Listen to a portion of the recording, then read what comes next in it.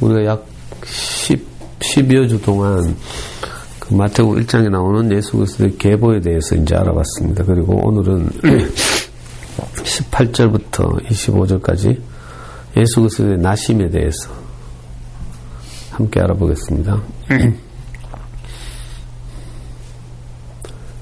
많이 들었고 유명한 이런 말이죠. 예수 그리스도의 나심은 이러하니라. 그의 어머니 마리아가 요셉과 약혼하고 동거하기 전에 성령으로 잉태된 것이 나타났더니 배가 불러왔단 말이죠. 그의 남편 요셉은 의로운 사람이라 그를 드러내지 아니하고 가만히 끊고자 하여 이 일을 생각할 때 주의 사자가 현명하여 이르되 다윗의 자손 요셉아 내 아내 마리아 되기로 데려오기를 무서워하지 말라. 그에게 잉태된 자는 성령으로 된 것이라. 이렇게 말했다는 거예요. 참 어려운 내용이죠. 예수가 나긴 났는데 마리아가 요셉과 약혼해놓고 있는 상태에서 배가 불러왔다는 거라. 성령으로 잉태되었다 이렇게 말하죠. 야, 성령으로 잉태되었다 이게 참 어려운 표현이고 기독교 전반에서 이제 논쟁이 심하기도 하고 이렇죠. 그래서 어떻게 표현하기가 저도 조심스럽고 이런데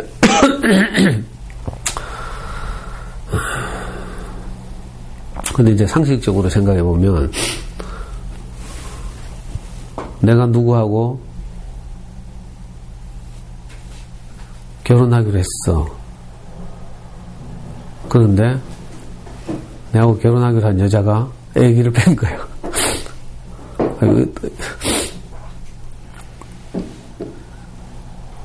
미치고 환장할 노릇 아니에요.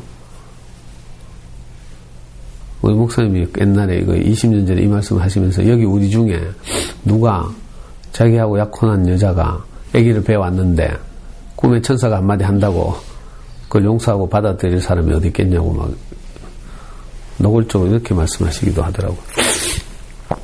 그래서 뭐 하나님 모든 말씀이 그렇지만 이걸 표면적으로 읽으면 정말 이해하기 어렵죠. 우리가 그래서 이제 미리 제가 10몇 주 동안 예수 그리스도의 족보를 우리가 쭉 알아보면서 여기서도 사실 예수 그리스도의 족보 안에서도 이해할 수 없는 일들이 많이 있었죠. 다말이라는 여자는 시아버지와 동침해서 자식을 낳았어요. 또 누구더라? 살몬은 그 적국의 스파이하고 간통해가지고 또 예수의 족보를 이었죠. 살몬은 여리고성의 기생이라고 했죠. 자기 조국 여리고를 배신하고 여리고를 무너뜨리러 온 이스라엘의 첩자인 라합을 만나서 라합과 결혼해서 보아스를 낳았대요. 반대로 말해. 잘 집중을 잘하고 있구만. 그리고 또 보아스는 룻에게서 오벳을 낳았대. 룻도 또 모압 여자죠. 이스라엘의 총회에 들어올 수 없는 그 혼혈족인데 이 룻이 룻이 자기 조국으로 돌아가기를 거부하고 시어머니를 따라서 이스라엘로 와서 또 예수의 조상이 된 거죠. 우리아의 아내도 마찬가지잖아요. 다윗의 충직한 부하 우리아라는 장군이 있었는데 다윗이 그 아내에게 반해가지고 그만 임신시켰잖아요. 그래서 그 사실 안 들키려고 전장에 있던 우리아라는 장군을 불러서 아내하고 동침하게 했어. 근데 우리아가 워낙 충직해가지고 동침을 안 하고 다시 전장으로 간 거라. 그래서 들통날까봐 최전방으로 보내가지고 그 우리아라는 장군을 죽게 하고 우리아의 아내를 취해서 솔로몬을 낳았어. 이거 표면적으로 그냥 읽으면 아무 진짜 유익한 것 없어 보이는 이런 내용으로 점철되어 있죠. 예수의 조상들인데 그것도. 근데 그런 부끄러움을 무릅쓰고 예수의 제자들이 예수의 족보에 이렇게 당당하게 이 사람들 올리고 있는 이유는 그 표면적인 묘사 너머에 있는 다른 이면적인 어떤 것, 이걸 이제 우리에게 계시하려고 하는 거죠. 하나님의 생명과 성품이 사람에게, 예수라는 사람에게까지 오기까지 이렇게 많은 과정을 거친다. 절망적인 환경, 있을 수 없는 사건, 그죠? 입에 담기 어려운 이런 일들을 통해서 이상하게 하나님의 생명과 성품이 이렇게 유전된다. 이걸 말하려고 하는 거죠. 그리고 그 마지막 하이라이트가, 지금까지 말한 네 여자 다음에 마지막 나오는 하이라이트가 마리아예요. 그러니까 약혼해놓고 어떤 일로든지 하여튼 임신을 했다는 거라. 그래서 이제 이걸 참 표현하기 어려워서 제자들은 성령으로 잉태되었다 이렇게 말하죠. 그러니까 결혼 안 한 여자, 이 여자가 임신을 했다는 거예요. 그래서 이걸 보고 이제 성경을 번역할 때 어떤 사람들은 처녀라고 번역하고 어떤 곳에서는 젊은 여자라고 번역하고 이러죠. 젊은 여자든지 처녀든지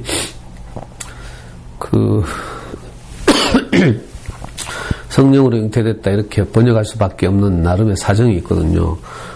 제가 아까 읽었지만 이 모든 일이 된 것은 주께서 선지자로 하신 말씀을 이루려 하심이니 이르시되 보라 처녀가 잉태하여 아들을 낳을 것이요 그의 이름은 임마누엘이라 하리라 하셨으니 이를 번역한즉 하나님이 우리와 함께 계시다 함이라.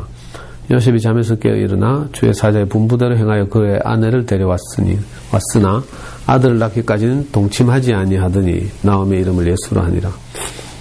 그러니까 이미 구약 성경에서 이스라엘에게 오랫동안 예언되었던 일이 여기서 현실로 나타났다 이런 뜻이거든요. 그 예언이 뭔가 하면 제가 지금 그래서 이제 일부러 내 평생 처음으로 지금 성경책을 폈는데 이사야서 7장을 내가 잠깐 읽어볼게요.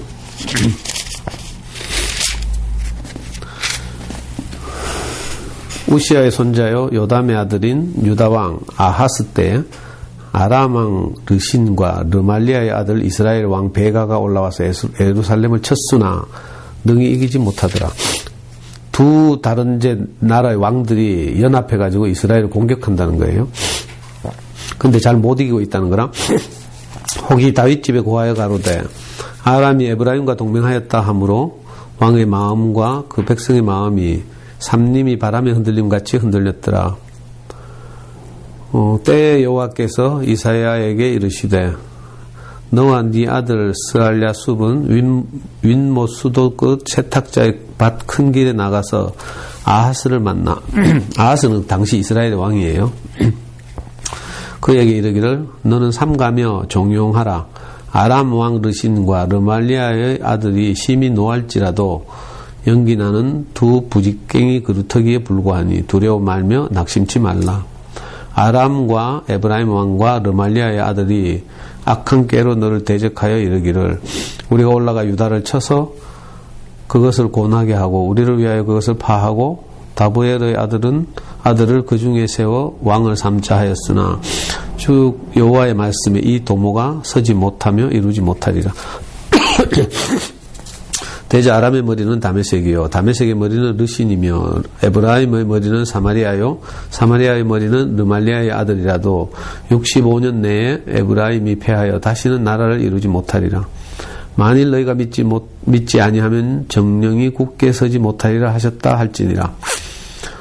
여호와께서 또 아하스에게 일러 가라사대 너는 네 하나님 여호와께 한 징조를 구하되 깊은 데서든지 높은 데서든지 구하라. 아하스가 가로되 나는 구하지 아니하겠나이다. 나는 여호와를 시험치 아니하겠나이다 한지라. 이사야가 가로되 다윗의 집이여 청컨대 들을지어다. 너희가 사람을 괴롭게 하고 그것을 작은 일로 여겨서 또 나의 하나님을 괴로우시게 하려 하느냐. 그러므로 주께서 친히 징조로 너희에게 주실 것이라. 보라 처녀가 잉태하여 아들을 낳을 것이요 그 이름을 임마누엘이라 하리라. 그가 악을 버리며 선을 택할 줄 알 때 미쳐 버터와 꿀을 먹을 것이라. 대저 이 아이가 악을 버리며 선을 택할 줄 알기 전에 너의 미워하는 두 왕의 땅이 패한바되리라. 여호와께서 에브라임이 유다를 떠날 때부터 당하여 보지 못한 날을 너와 네 백성과 네 아비 집에 임하게 하시리니 곧 아수르 왕이 오는 날이니라. 이게 이제 지금 예수 사건이 있기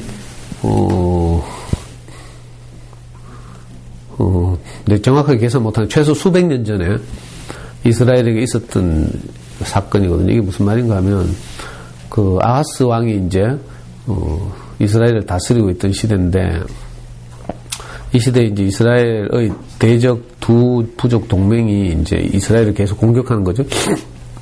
그래서 처음에는 잘 버텼는데 그 다음에는 계속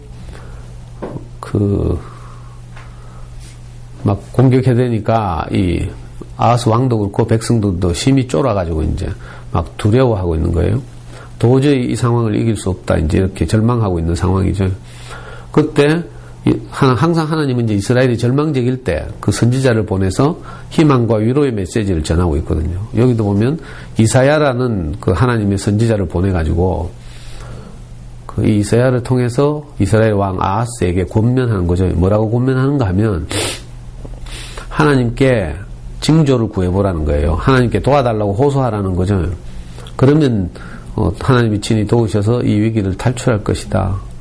이렇게 이제 권하고 있어요. 근데 아하스 왕의 대답이 뭔가 하면 아하스 왕이 생각할 때 지금 이 형편과 사정은 도저히 헤어나올 수 없다. 뭐 여호와께서 와도 안 된다. 이렇게 생각하고 있는 거예요. 그래서 거절하는 거죠. 나는 여호와를 시험하지 않겠다. 이 말은 그죠? 나는 뭐 하나님이라도 별 수 없다. 이런 말이죠. 그때 이제 이 이사야 선지자가 답답하고 한편은 속상하기도 하고 해서 한 말이 어디 갔지? 14절 이사야서 7장 14절인데 그래서 하는 말이 뭔가 하면 네가 또 하나님을 괴롭게 하느냐 하나님이 함께 하시면 처녀가 잉태하여 아들을 낳을 것이고 그 이름은 임마누엘이라 할 것이다. 이렇게 말했어요. 이 말이 이제 아주 이스라엘 백성들에게 큰 용기와 위로가 되는 말이었죠. 아하스는 결국 이 말을 거절했지만 이걸 요즘 말로 번역하면 우리 상황이 아무리 절망적일지라도 하나님이 함께 하시면 그죠? 다 이렇게 그 어려움을 이기고 회복되고 살아나는 길이 있을 것이다. 이런 말이거든요. 근데 보통 우리도 왜 삶을 살아보면 내 생각에 내가 아무리 생각해도 이건 어렵다. 뭐 이런 거 있잖아요. 너무 속상하다. 너무 절망적이다. 앞으로 어떻게 하지? 뭐 이런 많은 생각들이 들 텐데 이게 이제 우리가 아하스 왕 같은 마음이죠. 제가 그래서 강의 때나 이거 자주 말했는데 우리 와이프도 옛날에 이제 우리 목사님이 상담하라고 이제 그 학교 정문에 누굴 보내가지고 이렇게 데리고 왔다 했죠. 목사님 방에 데리고 와서 이제 상담을 했는데 그때 이제 우리 와이프는 이제 자기 그 시어머니가 다니는 교회 담임 목사니까 도의적으로 한번 그냥 불려간 거예요. 자기 속마음은 뭐 정해졌으니까. 그래가지고 이제 목사님한테 갔는데 그때 목사님이 내가 늘 하던 말을 했다 했죠. 뭐 많은 말씀을 하셨지만 아마 상도가 어쩔 수 없어서 그렇게 살았을 것이다. 내가 상도의 아버지가 될 테니까 한 번만 더 기회를 줘봐라. 이렇게 말했거든요. 그때 우리 와이프가 한 말이 뭔가 하면 그 인간은요 하나님이 와서 보증해도 못 믿습니다. 이렇게 말했어. 이게 무슨 말이에요? 이 아하스 왕과 지금 똑같은 말인 거라. 그죠? 사정은 조금 다르지만 자기 사정이나 아하스 왕의 사정이나 절망적이기는 매한가지죠. 그래서 그 인간은 하나님이 와서 보증해도 못 믿는다는 거라. 근데 뭐 목사 당신이 보증해봐야 무슨 영향가가 있겠냐 이런 말이죠. 근데 우리 와이프가 그때 그렇게 말했다고 한 말 들으니까 바로 이 이사야 7장이 떠오르더라고. 아하스 왕의 심정이 그랬겠구나. 또 우리 와이프의 심정이 정말 절망적이겠구나. 이런 생각이 든 거죠. 그러니까 자, 이런 상황, 누구도 안 되는, 누가 와도 안 된다고 하는 상황에서 하나님이 하시면 된다는 거예요. 이 말이 처녀가 잉태하여 아들을 낳을 것이고 그 이름을 임마누엘이라 할 것이다. 이 말이죠. 그러니까 처녀라도 잉태한다는 말은 처녀가 잉태했다는 말을 우리가 그냥 문자 그대로 들으면 참 이상한 말이고요. 그래가지고 이제 이걸 교리화시켜서 이제 오늘날은 뭐 동정녀라고도 하고 뭐 다양한 말들이 있고 또 한쪽에서는 예수가 사생하다라고 하기도 하고 뭐 이런 여러 가지 복잡한 이제 이야기들이 오고 가는 거죠. 근데 우리가 그 사실에 주목할 일이 아니고 그 배경에 주목할 필요가 있죠. 처녀가 잉태한다는 말은 이 마태가 이걸 인용해 온 거죠. 논문에서 왜 우리가 인용하잖아요. 어떤 책에서 인용하죠. 그런 것처럼 이 예수의 제자 마태가 이제 자기 스승 예수를 따라다녀 보고 많은 과정을 거친 후에 예수님이 죽고 나서 한 30년이 흐른 후에 이 마태복음이 쓰여졌거든요. AD 60 몇 년에 쓰여졌다고 하니까 예수가 죽은 것이 어림짐작해서 33년쯤 됐다고 치면 한 30년이 흘러서 이제 자기 안에서 예수와 함께 살았던 것이 모든 것이 자기 안에서 이제 깨달아져서 이걸 이제 쓴 거예요.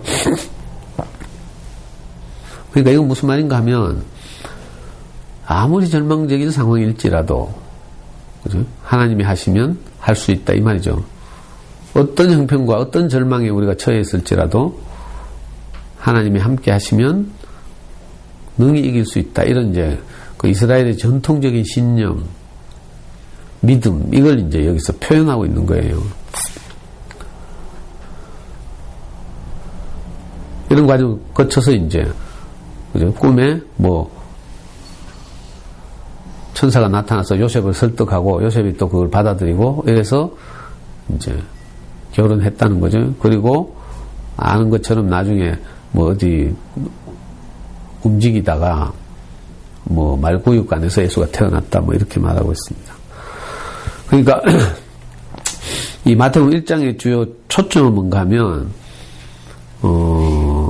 그리스도가 예수라는 사람을 통해서 처음 나타난 그리스도가 이렇게 이스라엘의 절망적인 역사를 통해서 하나님이 함께 하셨기 때문에 나타났다 이런 말이죠.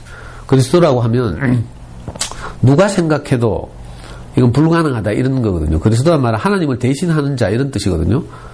사전적으로는 기름 부음을 받은 자라고 했죠. 이스라엘의 역사 안에서 전통적으로 이제 제사장과 왕에게만 그 임명할 때 기름을 머리에 부어서 올리브 기름을 부어서 그 의식을 거행하거든요. 그래서 이제 그리스도 하면 구약 성경에서는 사전적으로 기름 부음을 받은 자, 그러니까 하나님의 위임을 받은 자 이 말이죠. 요즘 말로 하면 청와대에 가서 임명장을 받은 사람 이런 뜻이에요. 그러니까 이거 굉장히 영광스럽고 이제 높은 직위라고 할 수 있는데 이게 이제 신약 성경에 와서는 이 그리스도가 좀 더 발전해서 구약 시대는 늘 이렇게 물질적이고 시간적이고 공간적인 이런 방식으로 묘사되었다면 신약 성경은 주로 인격적이다 그랬죠. 그러니까 이 예수 시대에 와서 그리스도란 말은 무슨 말인가 하면 하나님을 나타낸 그죠? 사람 이런 뜻이죠. 하나님의 생명과 성품이 사람을 통해서 나타난 것 이걸 보고 그리스도라고 불러요. 자, 우리가 잘 모르지만 우리 안에서 어떤 마음이 딱 나타나잖아요. 가끔씩 우리가 말씀을 듣다가 내게 좋은 마음이 생기면 그것을 내가 돌아가서 가족들에게 표현해보죠. 그게 뭔가 하면 그리스도를 나타내는 거라. 사실 우리에게 없는 마음을 나타내는 거죠. 내가 내 스스로를 돌아보면 알겠지만 우리가 하나님 말씀을 듣기 전에는 그런 것이 불가능했어요. 왜냐하면 이미 우리가 위치를 벗어났죠. 원래 사람은 그렇게 지어졌어요. 하나님의 생명과 성품, 하나님의 생명과 본성을 우리가 받아서 그것을 표현할 존재로 사람이 창조됐어. 그런데 아담이 이제 뱀의 유혹을 받아서 그 길을 벗어났죠. 원래 이런 용도를 가지고 지었는데 하나님의 마음을 표현하도록 사람을 지었는데 이 표현하는 것이 불가능하게 돼서 원래 용도에서 빗나간 거죠. 이걸 보고 성경에서는 죄라고 불러요. 여러 번 말씀드렸죠. 관역에서 죄의 어원은 관역에서 빗나갔다 이런 뜻이에요. 그러니까 하나님의 창조의 목적에서 빗나갔다 이런 뜻인데 이걸 보고 죄라고 부르고 또 기독교의 가장 중요한 교리가 예수님께서 우리 죄를 없애시려고 와서 십자가에서 죽었다 이렇게 말하죠. 사실 이게 틀린 말이 아니고 맞는 말이에요. 근데 우리가 그걸 맹목적으로 그냥 받아들이는 게 문제지. 그냥 그래서 예수를 믿으면 우리가 용서를 받고 나중에 죽어서 천당 간다 이런 식으로까지 이제 발전하고 왜곡돼서 문제지. 그 말 자체가 틀린 건 아니거든요. 모든 사람이 하나님을 표현하는 일이 불가능해졌어요. 선악과를 먹고 옳고 그름이라는 양식을 먹고 자기가 하나님처럼 되어서 모든 것을 자기 스스로 판단하고 결정하고 이렇게 살다 보니까 사람을 살리는 하나님의 마음, 하나님의 생명을 표현하고 사는 것이 불가능해졌는데 이 예수라는 그리스도께서 와서 처음으로 이걸 가능하게 한 거죠. 이걸 보고 이제 좀 어려운 말로 하면 구속이라고 불러. 이번 일요일날 이제 어제 목사님이 말씀하시기를 성경을 아주 2페이지로 딱 요약해가지고 이제 말씀하시더라고. 그래서 이걸 딱 2단어로 나누면 구속과 구원 이렇게 나누죠. 성경이 굉장히 두껍잖아요, 이거. 두껍죠? 근데 이 성경을 어제 목사님의 말씀에 따라 딱 나누면 어떻게 되는가 하면요. 창세기 1장부터 11장까지가 한 부분. 그리고 창세기 12장부터 구약 성경 나머지 전체가 한 부분. 그리고 신약 성경이 한 부분, 이렇게 크게 3부분으로 나눌 수 있어요. 첫 부분은 뭔가 하면 하나님이 자기 능력으로 천지를 창조했는데, 그리고 특별히 사람을 창조했는데 사람이 그만 사탄의 유혹에 빠져서 하나님을 표현하는 일이 불가능해지고 오히려 바벨탑을 쌓는 그런 노선으로 갔다 이거죠. 이게 이제 창세기 11장까지 요약이에요. 모든 사람들이 자기가 높아지려고 하죠.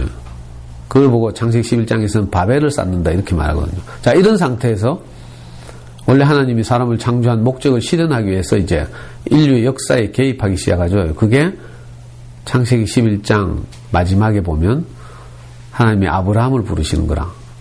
갈 바를 모르던 한 사람 아브라함을 불러서 어쩌고 해가지고 이 아브라함의 후손들이 지금 쭉 나왔죠. 마태복음 1장이 그거잖아요. 예수 그리스도의 계보의 첫사람은 아브라함이거든. 아브라함과 다윗의 자손 예수 그리스도의 세계다 이렇게 말하죠.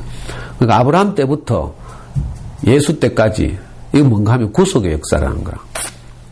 원래 위치를 벗어난 모든 인류를 그죠?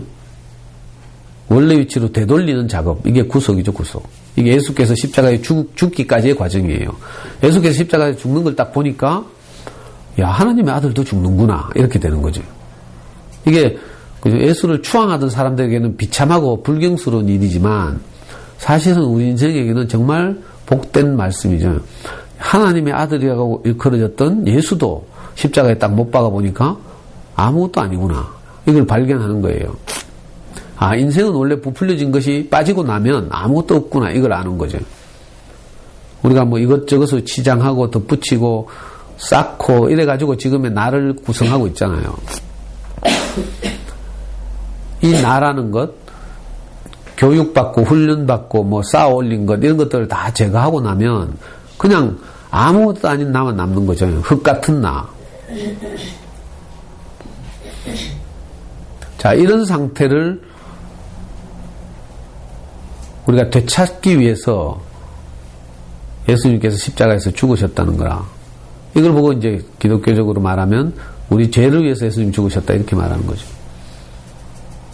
그러니까 하나님의 아들이라고까지 일컬어졌던 저분도 십자가에 딱 못 박아 놓으니까 아무것도 아니라면, 인생이 불과하다면 우리 모든 사람은 뭐 더 이상 해볼 것도 없구나 이 말이죠. 목사님 제일 쉽게 표현하기를 100점짜리가 우리나라 시험에서 수능 100점짜리가 예를 들어서 하버드 시험에서 떨어졌다면 나머지 뭐 99점, 98점 얘들은 원서 내볼 필요도 없다는 거예요. 원서도 아깝대.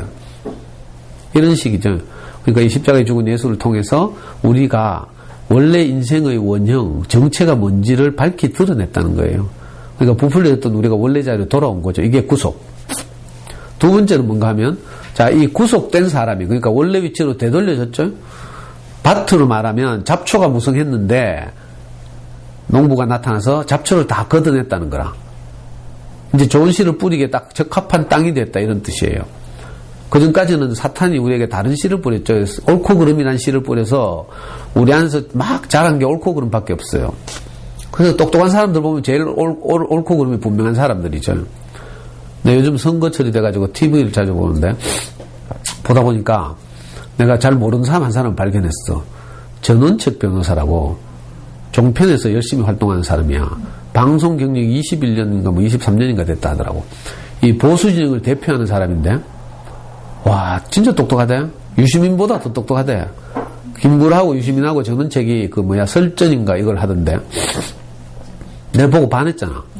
아니, 보수를 하려면 저 정도는 해야지. 내가 이런 생각이 들더라고. 그러니까, 옳고 그름이 얼마나 탁월하고 명백한지, 막, 택도 아닌 저 보수도 있잖아. 막, 싸구려 보수라고 하지. 그럼 막 깨부수는데, 와, 진짜 설득력 있게 말하더라. 보수가 저런 보수 되면 국민들 설득하기 쉽다니까. 묻지마 보수 말고, 진짜 논리적이고, 합리적인 이런 걸로. 그러니까 TV에 그런 데 나온 사람들 보면 정말 똑똑한 사람들이지, 옳고 그름이 얼마나 분명한 사람들인지 몰라.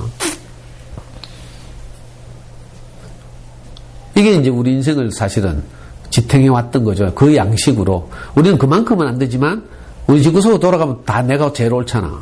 그렇죠? 저도 나름 운동권에서 뭐 이렇게 저하고 할 때는 항상 내가 옳았거든. 그래서 늘 논쟁하고 책 더 많이 읽고 있잖아. 이런 식으로 해야 됐어. 그러니까 사람이 하나가 되지 못하고 행복하지 못하고 이런 거죠. 하나가 돼야 행복한데, 소통이 돼야 행복하잖아요. 근데 그게 안 된 거라 모든 인류가 그렇다는 뜻이에요.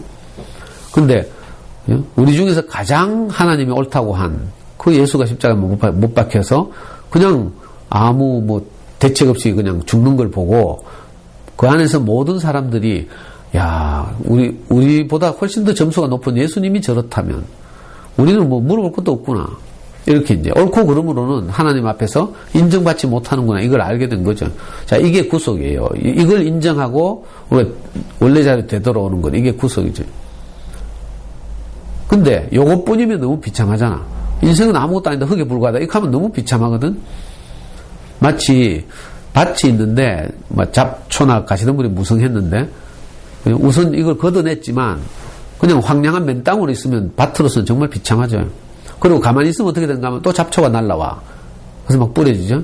그래서 또 잠시 눈 감고 있으면 잡초가 무성해지고 이렇거든요. 자, 이런 상황에서 이제 예수라는 하나님의 아들이 와서 이분의 삶과 여러 가지 과정을 거친 어떤 생명을 우리에게 공급한다는 거라. 하나님 말씀을 통해서 이 양식이 공급되면 이제 우리 생명이 자라나는 거죠. 이 생명의 자라남, 이걸 보고 구원이라고 불러. 대부분의 경우 구원이란 죽고 나서 천당 가는 거 이렇게 생각한다니까. 어제 목사님 말씀하신 정말 재밌던데 우리 목사님들 토요일날 심심하면 기독교 방송 이런 거 보거든. 그랬더니 한국에 유명한 대형교회 목사님이 나와가지고 여러분들 하나님 말씀 안 들으면 저기 못 갑니다 하면서 저기를 가르치더래.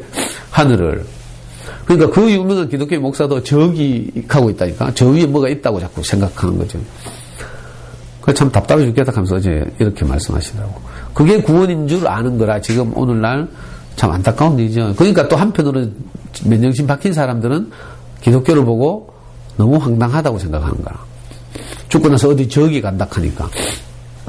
자, 이런 상황에서 목사님 분명하게 말씀했어요. 구원은 그게 아니고 하나님의 생명과 성품이 우리 안에서 자라나는 것. 오늘 우리가 읽은 텍스트대로 하면 임마누엘이 우리 안에서 실현되는 것, 이 말이에요. 임마누엘이라는 말은 무슨 말인가 하면 예수를 보고 임마누엘이라 한다고 했죠. 예수의 이름을 임마누엘이라고 한대. 이 임마누엘의 말의 뜻은 하나님이 저희와 함께 계시다 합니다. 이렇게 말했어요. 하나님이 저희와 함께 계시다. 이건 이제 구약시대 사람들의 관념으로는 이스라엘 사람들이 항상 그 외적과 이제 전쟁을 하잖아요. 그럼 그 전쟁을 하는데 하나님이 함께 간다는 거예요. 그래서 이스라엘을 도와주고 막 이런다는 거라. 그래가지고 좀, 열세인 상황에서도 하나님이 이기게 하고 이런데 그 대표적인 게 뭐예요? 다윗과 골리앗 같은 싸움이죠. 다윗은 꼬마 소년이고 막 이런데 무기도 뭐 양칠 때 가지고 다니는 물맷돌밖에 없다 하잖아. 물맷돌을 5개를 들고 나갔대. 근데 그 블레셋의 장군, 요즘 말로는 팔레스타인이에요. 팔레스타인의 대장군 골리앗을 물맷돌 던져가 이마에 정통으로 맞춰가 죽였다잖아. 자, 예를 들면 이런 사건은 하나님이 이스라엘과 함께 한 사건이죠. 이스라엘 스스로는 있을 수 없는 일인데 하나님이 함께 하셔서 그죠? 돌로 골리앗의 이마를 정통으로 맞춰가 죽게 했다는 거라. 그러니까 구약시대 전통적인 이스라엘의 관념은 이 임마누엘의 말이 하나님이 자기들과 함께 동행한다는 뜻이에요. 자, 근데 신약시대 오면 이게 뜻이 달라지죠. 임마누엘이라는 말은 하나님의 생명과 성품이 우리 안에 있다는 거라. 하나님이 우리하고 손잡고 동행하는 것에서 우리 생명이 하나님의 생명으로 변화한다는 거예요. 이게 임마누엘이죠. 그러니까 이 임마누엘 된 최초의 사람이 예수예요. 하나님의 생명과 성품이 예수님 자신이 돼가지고 제자들 예수님을 따라다녀보고 함께 살아보고 했는데 그 안에서 이상하게 하나님 그 구약 성경에서 자기 조상들이 전통적으로 계속 말하던 그 여호와 하나님 같은 마음이 그 생명이 예수에게서 접촉되고 만져지고 이런 거예요. 그래서 예수의 제자들은 이분을 그렇게 불렀죠. 요한 같은 제자는 말씀이 육체가 되어 우리 가운데 임하셨다 이렇게 표현하죠. 이것의 마태식의 표현이 이거라. 임마누엘이랄 것이다. 이사야서 7장에 예언된 것처럼 전혀 불가능한 일. 어떻게 사람에게서 하나님의 성품이 나타나는가? 이건 불가능한 일이거든요. 이스라엘 사람들에게서는 꿈에서나 그리는 일이에요. 그래서 우리 안에서 하나님의 성품이 표현되는 건 뭐 바라지도 않고 그냥 하나님이 우리 옆에 따라다니면서 좀 도와주셨으면 좋겠다. 이런 소망을 가지고 늘 이스라엘이 살았거든요. 그래서 위기만 되면 기도하고 하늘에 구하고 도움을 청하고 뭐 재단을 쌓아서 막 애를 쓰고 막 이랬죠. 하나님이 좀 기분이 풀리면 진짜 이스라엘 좀 도와주고 전쟁에서 이기기도 하고 기적도 일으키고 막 이랬다는 게 이제 구약 성경의 내용인데 이제 예수 시대 이후로 어떻게 되는가 하면 예수 시대 이후로는 하나님이 그렇게 원시적으로 이스라엘 졸졸졸 따라다니면서 뭐 도와주고 막 진짜 샤머니즘처럼 이런 게 아니라 그분의 생명과 성품이 사람 안에 심겨져서 사람을 통해서 하나님 마음이 나타난다는 거예요. 이게 정말 복음이죠. 저는 지금 생각해 보니까 진짜 아찔한데 가끔씩 생각해 보면 있잖아요. 내가 꿈 같은 삶을 살고 있거든. 성경이 제일 마지막에 어제 목사님 말씀하신 것처럼 요한계시록인데 요한계시록이 제일 마지막이 21장, 22장이거든. 21장에 보면 뭐라고 되어 있는가 하면요. 내가 새하늘과 새 땅을 보니 옛하늘과 옛 땅은 없어졌고 바다도 다시 없더라. 이렇게 말해요. 그죠? 내가 새하늘과 새 땅을 보니까 내가 전에 그 의지하고 발딛고 살던 옛하늘과 옛 땅은 없어졌고 바다도 다시 없더라. 바다라는 말은 무슨 말인가 하면 사망이 다시 없다 이런 뜻이에요. 이스라엘 사람들은 항상 바다 하면 막 엄몰하는 곳, 빠져 죽는 곳, 두렵고 무서운 곳 이런 것이 바다거든요. 그래서 바다 하는 말은 큰 물이잖아요. 물이 많다는 말은 죽음을 상징하는 거죠. 노아의 홍수처럼. 그런데 성경이 제일 마지막에 가면 바다도 다시 없다 이렇게 말하는 거예요. 그래서 제가 그 말 들을 때마다 야 어떻게 내가 사망이 다시 없는 삶을 살게 됐는지. 옛날에는 정말 희망이 없어가지고 있잖아요. 아침에 일날 때 뭐 정말 일하기 싫었거든. 기껏 희망이라 해봐야 뭐 오락실 가서 게임이나 좀 할까 뭐 이런 생각이나 했겠지. 늘 뭐에 뭐 눌린 것처럼 이런 삶을 살았어요. 근데 하나님의 생명과 성품이 내게 계속 말씀을 통해서 공급돼가지고 우리 생명이 조금씩 자라고 있잖아요. 지금도 자라고 있죠. 그래서 어제 목사님 구원이 뭐라고 했는지 알아요? 원래 이스라엘 백성들이 이집트 노예가 됐잖아요, 옛날에. 근데 그 이집트 파라오한테 가서 모세가 하는 말이 뭔가 하면 우리가 하나님을 좀 섬기려고 한다. 그래서 저 광야에 나가서 하나님께 제사를 드릴 테니까 우리를 좀 내보내달라. 이렇게 말했거든요. 이게 무슨 말이에요? 구원은 하나님을 섬길 수 없는 사람이 하나님을 섬기는 사람이 되는 것. 이게 구원이에요. 자, 하나님의 생명과 성품이 없는 사람이 하나님의 생명과 성품을 받는 것. 이게 구원이죠. 우리가 하나님 말씀을 꿈에도 듣지도 못했는데 하나님 말씀을 듣고 사는 것. 이게 구원이에요. 그러니까 구원이 저기 가는 거라고 생각하면 죽어봐야 아는 거지만 구원은 내가 하나님의 마음을 표현하는 것이 구원이구나. 전에 우린 죽었다 깨어나도 하나님의 마음을 표현할 수 없었는데 이제 하나님의 생명과 성품을 받아서 그것을 온 만유에게 가까이 있는 우리가 가족들에게 이렇게 표현하고 사는 것. 이게 구원이구나. 이걸 알면 구원은 지금 오늘 있는 거라. 많은 사람들이 구원은 내일 이렇게 말한다. 어제 목사님이 명언을 하나 남겼어. 우리의 내일은 오늘입니다. 이렇게 말했다니까. 나 이 말 처음 들었거든. 목사님도 아마 처음 하셨을 거야. 우리는 항상 내일 하면서 오늘을 저당 잡히고 살았잖아. 근데 목사님 어제 말하기로 우리의 내일은 바로 오늘입니다. 이렇게 말하더라고. 오늘 우리가 하나님을 표현하고 살고, 그죠? 하나님 말씀을 듣고 살고, 하나님의 마음으로 교통하고, 이렇게 사니까, 우리가 생명이 자라는 것 외에는 더 바랄 나위가 없잖아요. 이게 구원인 거죠. 그래서 이걸 좀, 거칠게 말하면 구원은 공간 이동이 아니라 상태의 변화다. 이렇게 말할 수 있어요. 많은 사람들이, 특히 기독교인들이 구원은 죽고 나서 어디 가는 것이다. 이렇게 구속과 구원도 사실 잘 못하고. 그죠? 기독교에서 알고 있는 건 대부분 구속이에요, 구속. 예수께서 우리 죄를 대신해서 십자가에 죽었다. 보혈을, 그 귀중한 피를 흘려서 죽었다. 그래서 그분을 하나님의 아들로 믿으면 우리가 죽고 나서 천당 간다. 이거죠. 이거 사실 엄밀히 구분하자면 구원이 아니고 구속이죠, 구속. 밭으로 말하면 잡초를 다 걷어내고 원래 좋은 씨를 뿌릴 수 있게 그 갈아엎어진 밭, 이런 뜻이에요. 근데 여기다가 이제 좋은 씨를 뿌려야죠. 그래서 좋은 씨의 열매가 맺히면 밭으로서 온전한 구원이 되는 거라. 비록 아직 우리가 열매가 덜 맺혔다 하더라도 그 좋은 씨가 뿌려져서 뭐가 파란 잎이라도 나고 있다면 이건 이미 구원인 거죠. 왜냐하면 그 씨 안에는 열매가 약속되어 있기 때문에. 그러니까 내라는 맨 땅에 옳고 그름만 뭐 덕지덕지 막 생산되던 이 땅이 갈아엎어지고 다시 거기에 좋은 씨가 뿌려져서 우리 안에서 그 좋은 씨가 자라고 있다면 이게 바로 구원인 거죠. 다시는 바다가 없는. 물론 사소하게 이런저런 걱정들은 좀 있을 수 있지. 그렇지만 옛날에 우리가 그렇게 생각하던 우리가 감당할 수 없는 절망, 이 아하스 왕이 말하던 뭐 신이 와도 안 되는 절망, 이런 건 이제 없어지는 거예요. 신기하게도 이 그리스도가 사람으로서는 도저히 불가능한 것 같은데 예수에게서 시작됐다는 거라. 그래서 이걸 마태는 뭐라고 해서 처녀가 잉태해가지고 성령으로 잉태돼가지고 그리스도라 칭하는 예수가 났다, 이렇게 묘사하고 있는 거죠. 처녀인지 젊은 여자인지 나는 관심이 없지만 이건 무슨 말인가 하면 내가 적어도 소화하는 바로는 사람은 이스라엘의 오랜 역사 안에서 사람이 하나님을 표현한다는 것은 불가능하다. 이것은 처녀가 자식을 낳는 것처럼 불가능하다, 이 말이죠. 그런데 하나님이 하시니까 그 불가능한 일이 가능하게 되었다, 이걸 강조하는 거예요. 사람이 어떻게 하나님을 표현해? 이거 말이 안 되는 거죠. 예수가 죽은 이유도 그거예요. 자기가 하나님의 아들이라고 하니까, 자기가 길이고 진리고 생명이래 막 떠들어다니면서 막 극했죠.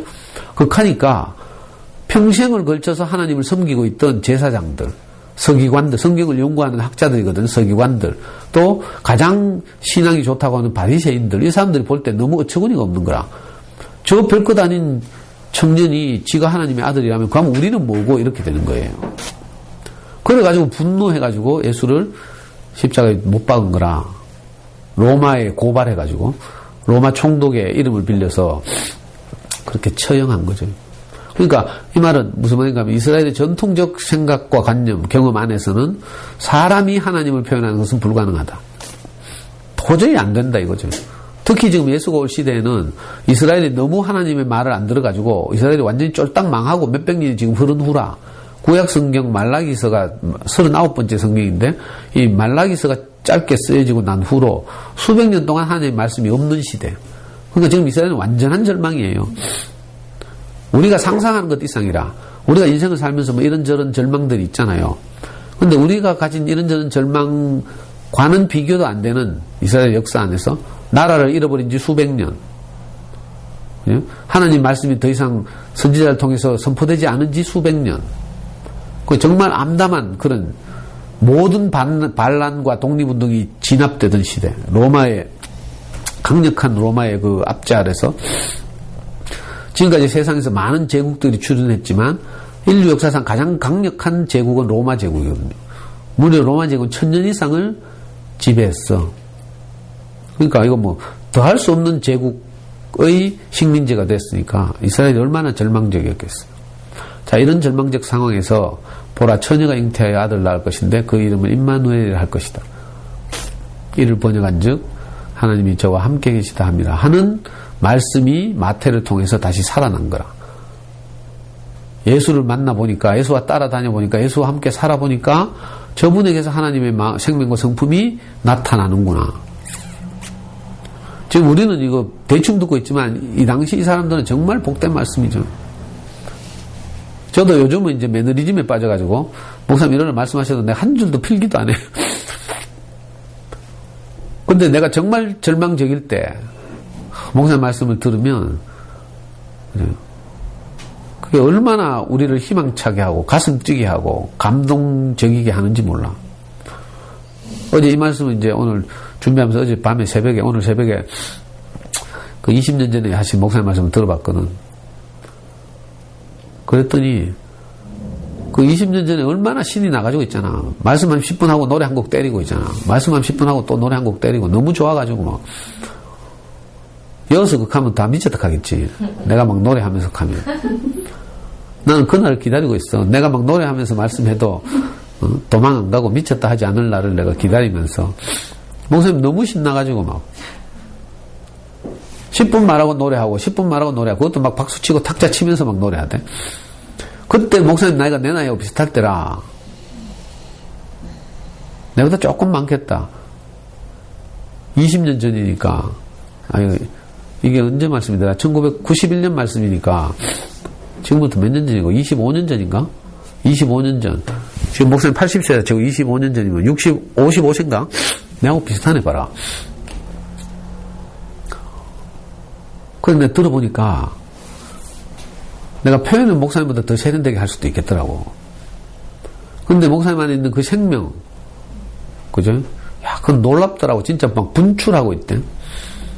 나는 그로부터 한 3년쯤 지나서 이제 목사님 말씀 처음 듣게 됐는데, 이게 얼마나 신나는 말씀인지. 자, 우리 인생에서 뭐 이런저런 많은 사연들이 있었죠? 근데 이 모든 것이 많은 사연들이 그리스도가 없으면 아무것도 아닌 거라. 개고생한 거지, 개고생. 한번 생각해봐요. 나는 어릴 때 아버지가 돌아가셨어. 학교를 못 다니고 이리저리 다녔어. 내가 많이 이야기했죠. 강의 때마다 이야기하잖아. 이거 그리스도가 없으면 지금 내가 만족하고 행복하지 않으면 이건 다 개고생인 거라. 야, 저 사람 참 비참하게 살았다. 정말 고생 많이 했네. 이래 되는 거죠. 근데 우리가 사람이고 그 남들과 똑같은 보잘것없는 인생이지만 우리가 하나님 말씀을 듣고 이 하나님 말씀이 우리를 자라게 하고 있다. 그래서 내가 다시는 어둠이 없다.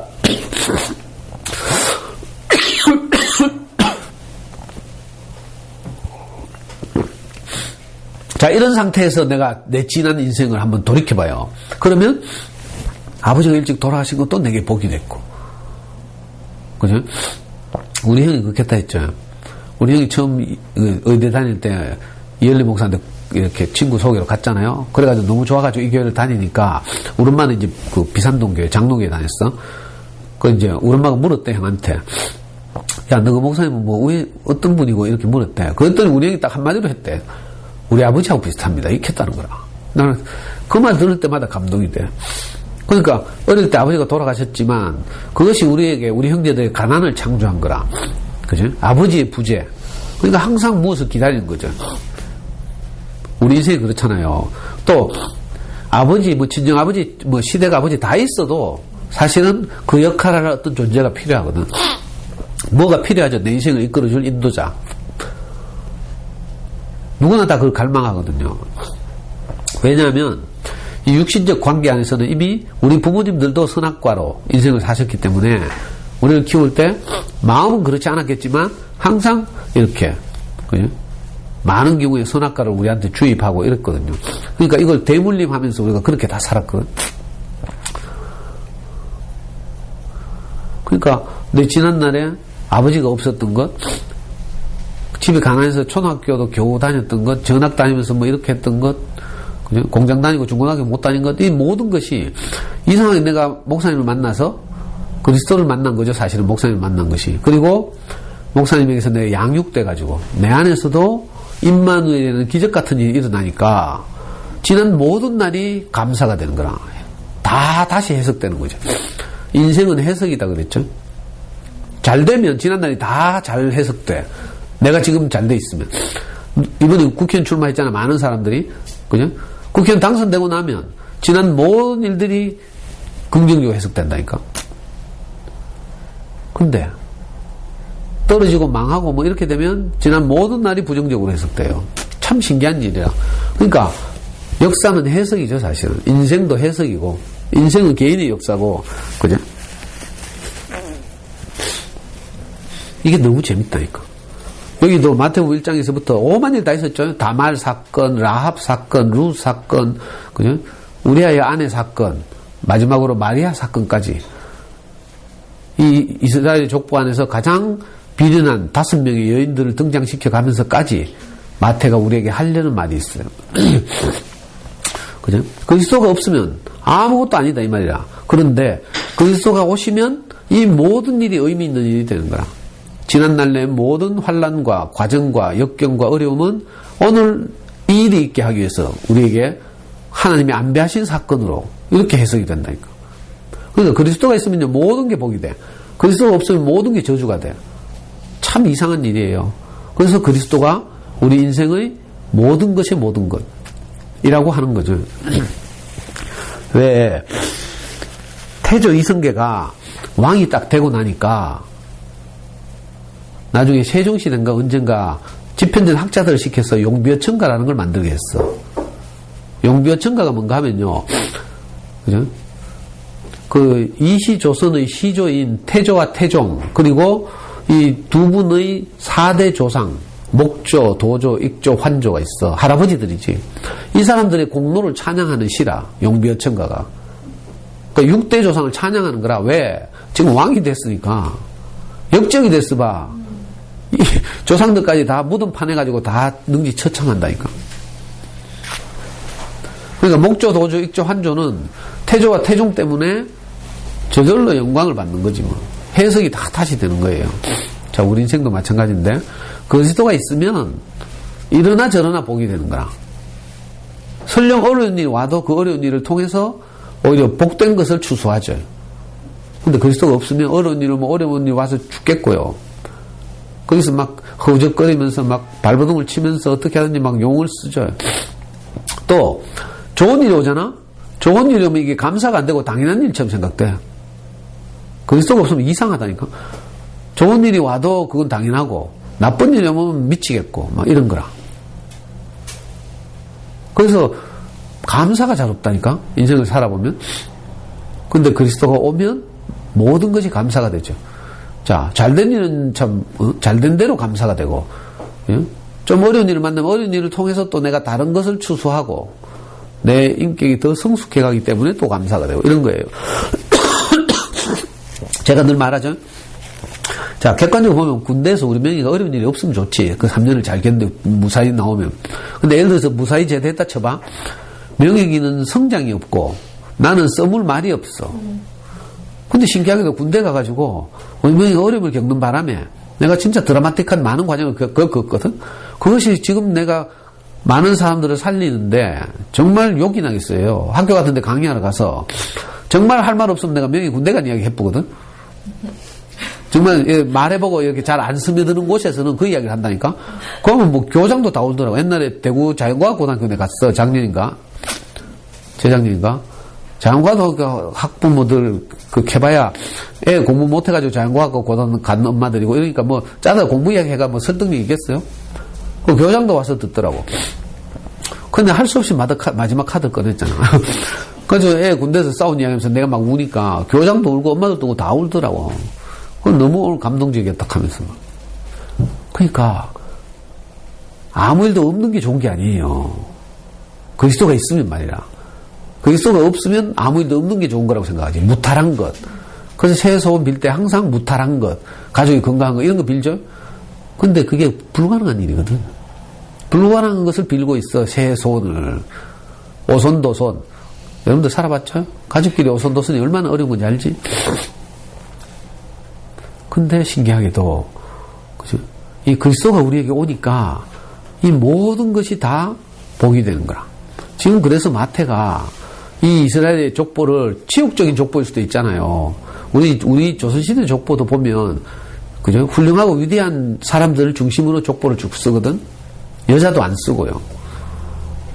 이스라엘도 그런데 이스라엘도 그죠? 남성 중심적인 이 사회였잖아요. 땅도 남자에게만 물려주고 막 이랬잖아. 자, 그런 상황에서 예수의 조상들을 언급하면서 이상하게 이 어려움을 겪은 입에 차마 담지도 못할 5명의 여인을 등장시키는 거라. 당당하고 떳떳하게. 이걸 우리에게 전해주기 위해서죠. 그리스도가 있으면 어떤 것도 우리가 생각할 때 어떤 것도 다 복이 된다. 어떤 절망도 사실은 다 하나님의 아들을 낳는 데 사용된다 이거죠. 그리고 진짜 복음은 뭔가 하면 이 그리스도께서 우리에게 오셨을 뿐만 아니라 더 나아가서 우리가 그렇게 살게 되는 거죠. 이게 구원이에요, 구원. 자, 구속과 구원을 잘 구분해서 원래 상태로 되돌리는 것, 인생은 다 꾸며진 것이다. 흙에 불과한데 그 잡초가 뿌려진 것이다. 이걸 알게 된 것, 이게 이제 구속이죠. 이 구속된 상태로는 그냥 있으면 또 잡초가 뿌려지고, 내가 호쇼치에서 금요일 날 강의를 하잖아. 금요일 강의는 뭐 하는 건 줄 알아요? 잡초 제거하는 작업이라 사실은. 여기 비유하자면, 그러니까 지금 살고 있는 그 길, 그 노선, 그죠? 이것으로는 우리 아이와 함께 행복하게 살기 어렵습니다. 이 이야기를 계속 하는 거예요. 이게 어떻게 보면, 그죠? 원래 상태로 되돌리고 싶은 거죠. 근데 이제 거기서 머물면 또 잡초가 나거든? 또 학부모 모임 가고, 뭐 어디 설명회 가고 이러다 보면 또 불안감이 또 뿌려져서 또 그렇게 돼요. 그래서 내가 이제 처음에 우리 자매들 보고 안타까워서 내가 자격은 없지만 이 토라스쿨을 시작하게 된 거죠. 성경부 모임을 통해서 하나님 말씀이 뿌려져서 우리라는 밭에서 하나님 말씀이 자라나서 열매를 맺으면 오늘 이 표현대로 하면 임마누엘이 되는 거죠. 하나님의 생명과 성품이 우리와 함께하는 것. 하나님이 그냥 옆에서 따라다니는 게 아니라, 옆에서 따라다니면 불안하거든. 안 따라오면 불안하죠. 눈이 안 보일 수도 있고 이러니까. 근데 그분의 생명과 성품이 우리 안에 와서, 그죠? 우리의 생명과 성품이 되면, 하나님 말씀이 우리 안에 소화되면 우리 생명이 된다고 했죠. 자, 그렇게 되면 이제 임마누엘인 거지. 그러니까 임마누엘이 사실은 복음이에요. 참 신기하게 이 기적 같은 일이 예수를 통해서 가능하게 됐고, 또 예수를 따라다녔던 제자들을 통해서 그 삶이 이제 재현되고, 이걸 보고 초대교회라고 그러죠. 그리고 많은 과정을 거쳐서 이 자격금 4개까지 이 복음이 전해져 온 거라. 25년 전 말씀을 들으면서, 목사님 말씀 들으니까 형들이 막 아멘 아멘 하고 극하다가 자기들이 못 알아듣는 말을 목사님이 딱 하시니까 조용하더라고. 쥐죽은 듯이. 하고 자기들 알아듣는 말 나오면 또 아멘 아멘 하고 막 원선형이랑 막. 내가 생각해보면 20몇 년 전에 그때도 진짜 몇백 명 됐거든. 200~300명은 됐어. 그리고 그 대명동에서 맨날 집회하면 막 우리가 모여서 막 좋아하고 막 이랬거든. 그런데 지금 다시 들으니까 그 시절은 아주 소박한 수준이었어. 지금 와서 지금 교회의 성숙을 보니까 그냥 숫자나 뭐 양적 성장 말고 생명의 성숙을 보니까 그때도 목사님은 정말 엄청난 분이었는데, 그죠? 지금 목사님과 교회 형제들 보니까 그때 비하면 이거는 비교도 안 될 정도로 자라나 있는 거죠. 성숙해져 있고. 그러니까 이게 우리 소망이에요. 가끔씩 이야기하지만 우리가 육신적으로는 점점 늙어가고, 그죠? 가능성이 점점 줄어져 가고, 애나 잘 키우자 이것밖에 안 되잖아. 근데 신기하게 우리 안에서는 하나님 말씀이 우리 안에 계속 공급돼서 우리의 생명과 성품이 하나님의 생명과 성품을 닮을 때까지, 어제 목사님 말씀대로 하면 주님께서 자기 수준까지 우리를 양육하신대. 이게 너무 복된 말씀이죠. 한편으로는 우리 안에 있는 함께 살기 어려운 속성들을 처리하고, 이걸 요한계시록에서는 심판이라고 하죠. 한쪽에서는 막 전쟁과 심판이 일어나가지고 막 시끄럽고, 한쪽에서는, 그죠? 이 양식을 계속 공급해서 생명이 자라나고 있어요. 이게 우리 안에 있는 일이죠, 사실은. 우리 안에서 말씀을 들으면서 한편으로는 우리 생명이 자라고 있어, 다른 한편으로는 우리 안에서 전쟁이 일어나고 있어. 함께 살기 어려운, 그죠? 세상에 살면서 우리가 덕지덕지 붙은 함께 살기 어려운 속성들은 점점 처리되고 전쟁을 통해서 막 나가고 이러고 있죠. 제가 돌이켜보니까 그렇더라고. 내가 목사님 말씀드린 이제 8년인가 9년 지나서 우리 명익이 꿈이 대통령을 내가 시키려고 세뇌시켜가지고 노무현 찾아갔다 했지. 그때 내가 울면서 노무현하고 사진을 찍었거든. 저렇게 민주주의를 위해서 싸우는 사람들한테 너무 미안해가지고. 근데 지금 와서 생각해보니까 그때 내가 목사님 말씀 8년 듣고 있을 때라. 근데 한편은 내가 극하고 있는 거라. 그러니까 내 안에서 목사님 말씀 듣고 하나님의 생명이 있는 한편으로 자라고 있지만 다른 한편으로는 내가 어찌하든지 이 자식을 통해서 내가 내 어떤 것을 실현하려고 하는 이것들은 계속 심판받고 있었던 거야. 그것들은 뭣도 모르고 내가 사진 찍어가지고 냉장고에 얼마나 붙여놨는지 몰라, 오랫동안. 근데 지금 생각하니까 너무 창피하고 부끄럽고 있잖아. 그걸 또 우리 교회 누나가 한 집에 살면서 봤잖아.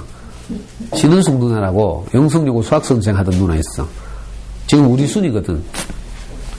내가 성장해오는 과정을 그대로 다 지켜봤지. 근데 한 번도 내한테 야, 니 정말 유치 찬란하다 하면서 뭐 이렇게 정주하거나 이런 적이 없어. 그냥 잠잠히 지켜보더라고. 냉장고에 노무현하고 우리하고 찍은 사진도 늘 그 누나가 오면 보고 바로 한 집에 살거든. 다세주택에 같이 집어넣어가지고 우리가 형편 안 된다고 그 누나가 돈도 빌려줬어. 무이자로. 지나고 나서 생각하니까 전부 은혜로 산 거예요. 은혜로. 교회는 진짜 이상한 곳이에요. 이 누나 아들하고 우리 아들하고 동갑이었거든. 그러니까 함께 한 집에서 똑같이 방 3개 딸린 다세주택 2개를 딱 구해가 아파트처럼 마주보고 목사님 집이 그 근처라 가지고 일부러 그쪽으로 이사 갔는데 그 진짜 나도 철없이 그냥 좌충우돌하면서 이렇게 살았구나 이런 생각이 들더라고. 그런데 그렇게 좌충우돌하는 가운데 우리 생명은 자란다니까. 그리고 함께 살기 어려운 바벨론을 향해 가는 그 속성들은 점점 처리되고 심판되고 이러고 있어요. 이게 요한계시록의 내용이죠. 어제 목사님이 이렇게 말했어. 요한계시록을 뭐 모든 소설이 그렇지만 이렇게 글리나 영화로 나열하려고 하면 이렇게 평면적이라. 근데 사실은 이게 겹쳐져 있는 거죠. 영화도 보면 이쪽에서 어떤 사건이 일어나고 있는데 이쪽 보여주고 또 이쪽 보여주잖아. 그럼 시간적으로 이렇게 순서대로 되는 것 같지만 사실은 동시에 일어나는 사건이죠. 이런 것처럼. 우리가 이제 이렇게 함께 살면서 이런저런 많은 일들이 일어나겠지만 동시에 우리 생명도 자라고 있는 거라. 그래서 한편으로는 우리가 바벨을 향해 가는 내 마음대로 살고자 하는 속성은 이렇게 드러나서 심판되고 처리되고 다른 한편으로는 하나님의 생명과 성품이 우리 안에 공급돼서 우리가 이 말씀으로 살게 되는 이것은 점점 자라나고 이런 거죠. 이게 우리의 희망이고 복음이에요. 그래서 마침내 어느 날이 되면 우리 안에서 다시는 바다도 없는 내가 새하늘과 새 땅을 보니 옛하늘과 옛 땅은 없어졌고 바다도 다시 없더라. 이렇게 말하는 거예요. 저도 지금 생각해 보니까 내가 지금 새하늘과 새 땅에 살고 있잖아요. 하늘이란 말은 내가 섬기는 것 이런 뜻이에요. 내가 의지하는 것, 내가 따르는 것 이게 하늘이죠. 하늘. 땅은 뭐예요? 내가 발 딛고 사는 곳 이런 뜻이잖아요. 내가 속해 있는 곳 이런 뜻이에요. 내가 그러니까 지금 내가 의지하고 따르는 하늘과 내가 발 딛고 있는 사회가 달라졌잖아요. 그래서 나는 새하늘과 새 땅에 살고 있는 거지. 요걸 살짝 번역해가지고 한자로 중국어로 번역하면 신천신지 이렇게 되는 거라. 여기서 모티브를 따와가지고 신천지라는 이단 종파가 탄생했어요. 이거 잘 들어야지. 그러니까 지금 멋대로 해석하면 이상한 이단들이 자꾸 나온다니까. 그러니까 정말 새하늘과 새 땅 안에서 내가 새로운 하늘을 섬기면서 새로운 하늘을 의지하면서 새로운 가치를 섬기면서 이 말이죠. 그렇게 살게 됐어. 그리고 나서 내 인생을 돌아보니까 내가 전에 의지하던 옛 하늘, 내가 전에 속해 있던 옛 땅이 어디 사라져버리고 없어. 참 신기하죠. 그래서 이 요한이 이렇게 표현한 거라. 내가 새하늘과 새 땅을 보니 옛 하늘과 옛 땅은 사라졌고 바다도 다시 없더라.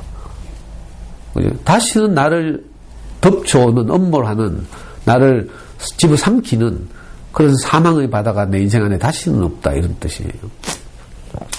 이상하게 이게 별것 아닌 것 같은 하나님의 말씀을 듣는데 우리 안에서 점점 사망이 물러간다니까. 엄마도 표정이 밝아지는 거 봤죠? 근데 금요일날 제일 재밌는 게 뭔가 하면 이 효과가 바로 나타나는 거라. 에? 너무 밝아져가지고 성경 보면 이게 표시가 잘 안 나는데 금요일 강의는 시커먼 사람들이 오잖아요. 표시가 잘 나. 대표적인 게 정은주 올케. 정은주 올케 와서 조용히 앉아있다 가잖아. 그 처음에 올 때 정말 굳어 있었거든. 얼굴도 불안하고. 그런데 지금 얼굴이 확 펴가지고 피부도 좋아지고 얼굴에 광채가 나더라니까. 그런 사람도 많이 봤죠.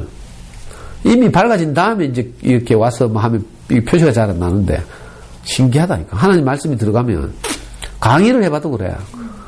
물론 그 일시적이긴 하지만 학교 강의를 해봐도 처음에 굳어있던 어떤 사람들이 자기 마음을 알아주는 어떤 말을 들으면 얼굴이 확 펴지고 같이 웃고 호흡하고 이러는 강의가 가끔 있거든요. 그러면 강의한 나도 보람있고 재밌고, 그죠? 마음이 따뜻하고. 근데 이게 잘 안 된 학교 강의는 있잖아. 강의하고 나면 내가 짜증이 나. 에이씨 하면서. 역시 공부 이야기는 재미없어 하면서. 요즘 그렇잖아. 하루는 강의가 잘 돼가지고 그런 느낌이 들고 하루는 죽을 써가지고. 이건 내 생각이지. 엄마는 또 죽 썼다고 생각 안 하나 봐. 어느 학교든지 보통 가면 한 10명씩은 우리 카페 들어와, 지금 보니까. 근데 내 느낌에 소통이 일어나는 날이 있고, 그게 잘 안 되는 날이 있고, 이렇게.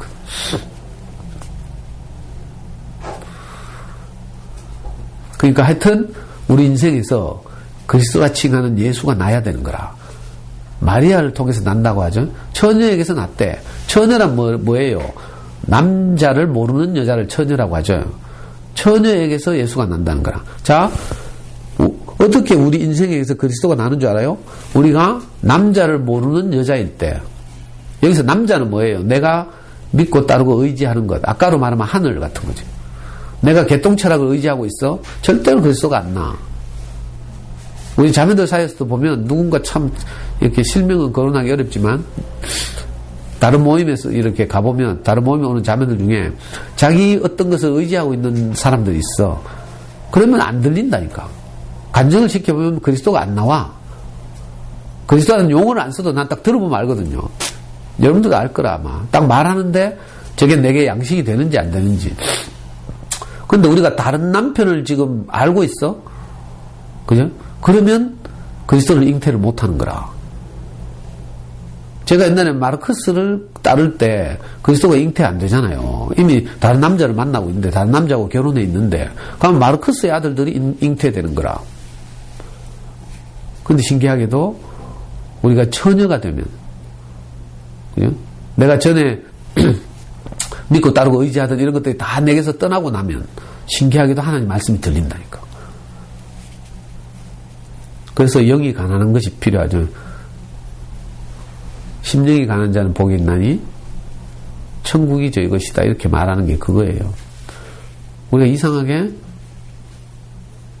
내가 절대적으로 의지하는 어떤 것들이 다 처리되고 나면 정말 하나님 말씀만 의지하게 되죠. 그러면 하나님 말씀이 우리 안에 들어와서 저절로 수태하는 거라. 그래서 일정한 시간이 지나면 그리스도가 내게서 나타나는 거죠.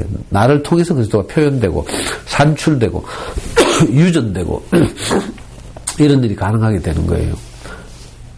더 복된 것은 우리가 자라나서 우리가 그분의 수준까지 우리를 양육한다고 하니까 우리가 더 자라나면 어떻게 돼요? 우리도 또 누군가를 낳게 되는 거라.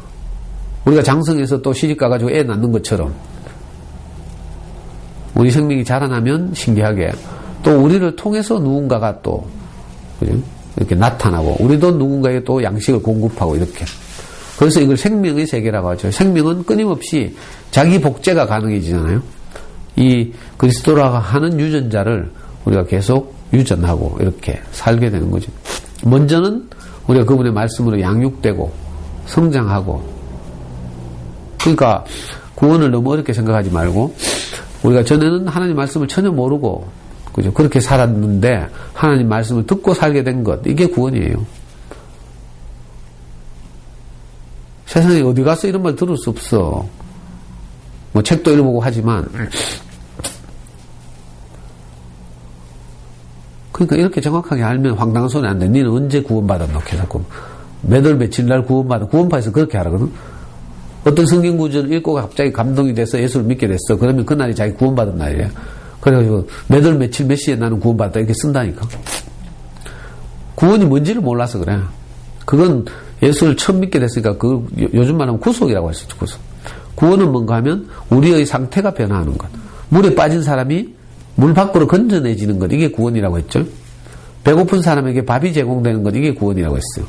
자, 희망 없는 사람에게 희망이 생기는 것, 이게 구원이죠. 절망적인 사람에게 소망이 생기는 것, 이게 구원이에요. 자, 우리가 아무 그죠? 희망 없이 살던 사람들이 하나님 말씀을 듣고 우리 인생에 소망이 생겼어. 이게 진짜 구원이죠. 그러니까 하나님 말씀이 공급되고 우리 생명이 자라는 것, 이게 구원이에요. 그러면 당장 오늘 구원이 우리한테 임하고, 그죠? 죽고 나서 뭐 가는 것이 구원이라고 하면 죽을 때까지 구원이 없는 거지 뭐. 참 답답한 일이에요. 이 학교 강의 때문에 한 달 쉬다가 이렇게 다시 모여가지고 공부 이야기 안 하고 이야기를 실컷 할 수 있어. 내가 너무 기쁘네. 공부 이야기하면 진짜 재미없거든. 할 이야기도 많은데 인생으로 태어나가지고 이 모임 없을 때는 금요일 강의 겨우 하면서 이제 살았는데 다시 이제 월요일은 학교 강의가 없어서 이 마태복음 모임을 지속할 수 있어서 너무 좋고, 제 표현이 서툴지만 하여튼 이 마태복음 안에 있는 수많은 우리 인생을 복되게 하는 그리스도를 우리가 건져 올려서 함께 나누고, 이렇게 행복하게 살고, 또 우리가 그 과정을 통해서 점점 우리 인격이 자라나고 이렇게 되었으면 좋겠습니다. 예수 그리스도의 나심은 이러하니라. 그의 어머니 마리아가 요셉과 약혼하고 동거하기 전에 성령으로 잉태된 것이 나타났더니 그의 남편 요셉은 의로운 사람이라 그를 드러내지 아니하고 가만히 끊고자 하여 이 일을 생각할 때 주의 사자가 현몽하여 이르되 다윗의 자손 요셉아 내 아내 마리아 데려오기를 무서워하지 말라. 그에게 잉태된 자는 성령으로 된 것이라. 아들을 낳으리니 이름을 예수라 하라. 이는 그가 자기 백성을 그들의 죄에서 구원할 자이심이라 하니라. 그러니까 우리 안에서 우리가 성령으로 잉태된 경험이 생기면 이 말이 무슨 말인지 다 알아요. 너무 쉬워. 며칠 전에 누가 그 묻더라. 누가 물었지? 선생님 어떻게 그림책 하나 가지고 그냥 보면 뭐 할 말이 한 시간씩 생각나냐고 누가 물었지. 그래서 내가 대답했잖아. 딱 하나만 알면 된다고. 실제를 알면 실제가 우리를 자유케 한다 그랬죠. 사실은 이거라. 이 생명이 우리 안에 잉태되면, 이 생명이 우리 안에 있으면, 그죠? 이 생명이 모든 것을 가능하게 하는 거죠. 그래서 뭐 내가 특별한 사람에서 그렇게 말하는 게 아니고, 우리 교회 형제들 누구라도 이렇게, 어떤 사람들 만나서 자기 이야기를 들어주기만 하면, 사실 이렇게 그 마음을, 그리스도를 표현해내는 거죠.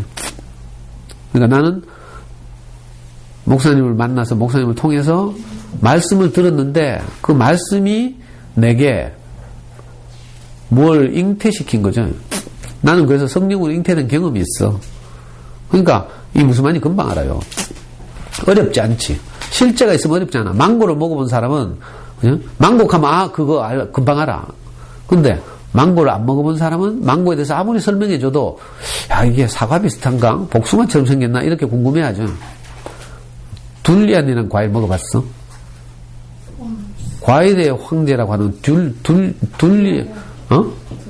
두리안? 그래. 두리안이라는 과일이 있어. 나는 중국 선교 갔다 온 형들이 계속 두리안 카더라고. 암모니아 냄새가 나고, 뭐, 근데 맛은 밤 같기도 하고, 바나나 같기도 하고, 뭔지 그런 게 있나, 뭐, 껍데기는 또 파인애플 같이 생겼대. 그래서 내가 진짜 궁금했거든? 근데 내가 중국 선교 갔을 때, 진짜 두리안 보니까, 진짜 그거 같이 파인애플 같이 껍질은 딱딱하고 잘 익은 거 보면 딱 벌어져 있대. 그거 비싸더라고. 그래가지고 귀한 손님 아니면 대접을 안 해. 근데 내가 갔다고 그걸 사가지고 주더라고. 처음에는 내가 몇 번 사용했어. 너무 냄새가 지독해가지고 완전히 똥 씹는 것도 아니고 암모니아 냄새가 막 나니까. 근데 하루는 도저히 못 사용해가지고 한번 먹었잖아. 진짜 먹었더니 묘하대 이게. 입에 들어가가지고 꼭 저거 뭐지? 전라도에서 나는 그거 뭐고? 아니. 과일 말고 고기, 생선. 홍어 먹는 거하고 비슷한 거라. 근데 맛은, 냄새는 그거하고 비슷한데 맛은 있잖아. 밤 같기도 하고, 바나나 같기도 하고, 향긋하고 이래. 그래서 과일의 황제라고 그러시더라고. 그러니까, 두리안에 관한 설명서를 아무리 읽어도 소용없어. 두리안 먹어봐야 알아. 내가 성령으로 잉태돼 보면 이게 무슨 말인지 다 알아. 그 두리안 하면 나 이제 안다니까. 내가 직접 먹어보고 구경도 했으니까. 근데 이거 안 경험한 사람도 내가 두리안에 대해서 막 해도 뭐게 생겼는고 할 거야 아마. 이거하고 비슷하지. 그러니까 내가 누구에게서 잉태되고 양육되고 나아지고 이런 경험이 있으면 성경에 나오는 이런 표현들이 금방 알아져요. 저는 더 성경 말씀 알아듣기 쉬워. 왠 줄 알아? 내가 밖에 나와서 이렇게 우리 자매들하고 늘 이 교통하고 또 내가 여러분들에게 말씀을 공급하고 또 일어나는 반응을 보고 이러니까 이게 너무 쉬워. 목사님 하시는 말씀이 나는 훨씬 쉽게 알아듣는다니까. 근데 혼자 교회 생활하는 거하고 좀 다르죠. 그러니까 왜 우리가 아이 키우는 경험을 하고 나면 옆집에서 뭐 아이 키우는 이야기하면 금방 무슨 말인지 아는 것처럼. 그러니까 우리가 하나님 말씀을 듣고 이렇게 함께 살다 보면 이 성경에 적혀있는 말을 쉽게 알게 돼요. 왜냐하면 이 성경은, 특히 신약 성경은 전부 어디서 나온 건지 알아? 교회에서 나온 거야. 초대 교회에서. 예수의 제자들과 이 제자들이 전한, 그죠? 공동체 안에서 이런저런 일들이 일어난 것을 여기 적어 놓은 거거든. 그래서 우리가 이렇게 함께 사는 생활이 있으면 이 말씀이 어렵지 않고 쉽게 이제 알아들을 수 있는 말이 되고, 그렇지 않고 신앙생활 하고 있으면 이게 무슨 말인지 잘 모르고 이렇게 되지. 우리 여기 있는 모든 분들에게